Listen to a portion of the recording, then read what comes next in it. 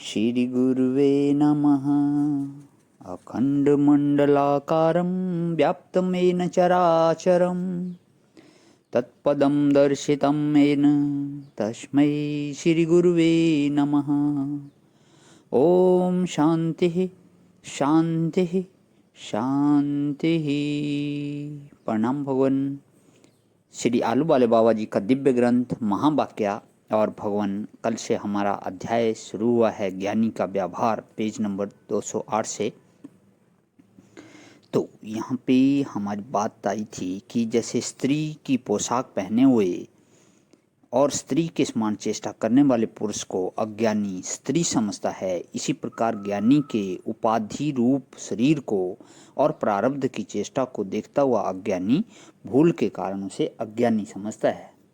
यहाँ से आगे करते हुए, व्यवहार की चेष्टा ज्ञानी और अज्ञानी दोनों में समान होती है। अज्ञानी अज्ञान में दबकर चेष्टा करता है और ज्ञानी अज्ञान की।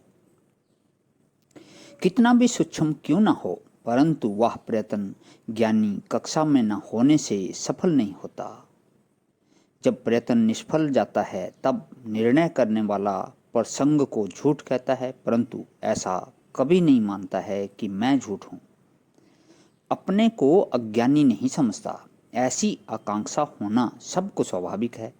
छोटा बच्चा भी जब कोई बात उसकी समझ में नहीं आती तब क्यों, किस प्रकार, कैसे, इस प्रकार के प्रश्नों से आकांक्षा उत्पन्न करता है।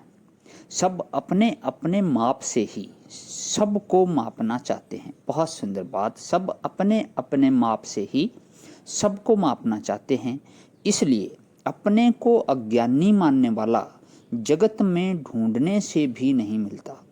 और जो कोई सच्चे दिल से अपने को अज्ञानी मानता है तो वह बहुत ही जल्दी ज्ञान मार्ग में प्रयत्न करने लगता है। जिस प्रकार स्वप्न की सृष्टि का निर्णय करना स्वप्न में अशक्य है, इसी प्रकार अज्ञान और अज्ञानी का भेद आकृति और बुद्धि में भी नहीं है, निश्चय में है। आत्मज्ञानी अत्यंत बुद्धि वाला और व्यवहार में चतुर ही हो, ऐसा भी नियम नहीं है। और अज्ञानी जड़ बुद्धि वाला और चतुराई रहित हो, ऐसा भी नियम नहीं है। यह बात अवश्य है कि सूक्ष्म शुद्ध बुद्धि ज्ञान प्राप्ति रूप परमार्थ की सिद्धि में मदद रूप होती है, परंतु न्यून बुद्धि वाले शास्त्र न पढ़े हुए भी आत्म के संपूर्ण निश्चय से ज्ञानी होते सुने गए हैं और जाने जाते हैं।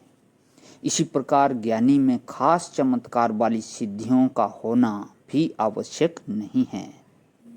बहुत गूढ़ रहस्य कि बहुतों को ये रहता है कि अगर ज्ञान हो जाएगा तो हमारे पास कुछ अलग से सिद्धियां आ जाएंगी। तो यहाँ पे इस स्वामी जी ने काटी ये बात कि इस प्रकार ज्ञानी में खास चमत्कार वाली सिद्धियों का होना भी आवश्यक नहीं है, क्योंकि चमत्कार ज्ञान का नहीं होता। अंतःकरण की शुद्धि, तप, उपासना, योग आदि का होता है।